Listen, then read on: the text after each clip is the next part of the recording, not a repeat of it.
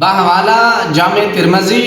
حدیث نمبر 2407 رسول اللہ صلی اللہ علیہ وآلہ وسلم نے ارشاد فرمایا کہ جب انسان صبح کرتا ہے تو اس کے جسم کے سارے اعضاء زبان کے سامنے اپنی عاجزی کا اظہار کرتے ہیں اور کہتے ہیں کہ تو ہمارے سلسلے میں اللہ سے ڈر، اس لیے کہ ہم تیرے ساتھ ہیں۔ اگر تو سیدھی رہے گی تو ہم بھی سیدھے رہیں گے، اور اگر تو ٹیڑھی ہو جائے گی تو ہم سب بھی ٹیڑھے ہو جائیں گے۔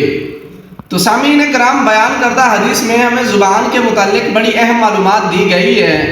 کہ انسان کو زبان کا استعمال بڑا سوچ سمجھ کر کرنا چاہیے۔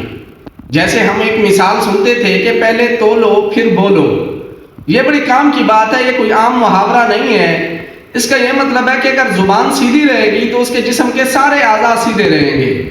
یعنی زبان سے نہ جھوٹ بولیں گے، نہ کسی کی غیبت کریں گے، نہ کسی کی چغلی کریں گے، نہ کسی کے اوپر بہتان لگائیں گے،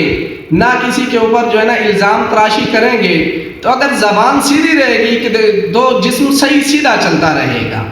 جسم کے سارے اعضاء ٹھیک رہیں گے۔ اور اگر زبان ٹیڑھی ہو گئی، یعنی آپ نے صبح ہوتے ہی جسم کے اعضاء نے تو آپ کے زبان کے سامنے عاجزی کا اظہار کیا، لیکن زبان کنٹرول میں نہیں رہی، زبان نے بہت ساری فضولیات باتیں اگل دی، زبان سارا دن جھوٹ بولنے میں گزار دیتی ہے، تو سارے جسم کے اعضاء زبان سے پناہ مانگتے ہیں۔ زبان کو کنٹرول میں رکھیں گے تو انسان کے لیے ہر طرف سے سکون ہوگا، کیونکہ کہتے ہیں نا، خاموشی بہتر ہوتی ہے۔ خاموشی بھی ایک نعمت ہے، خاموشی عبادت بھی ہے، لیکن ہم یہ بات نہیں سمجھتے۔ ہم محض کسی کو دل رکھنے کے لیے ایسے جھوٹ پہ جھوٹ بولتے ہیں، جو کہ ہم غلط کر رہے ہیں۔ دنیا تو گزر جائے گی میرے بھائیوں، اپنی آخرت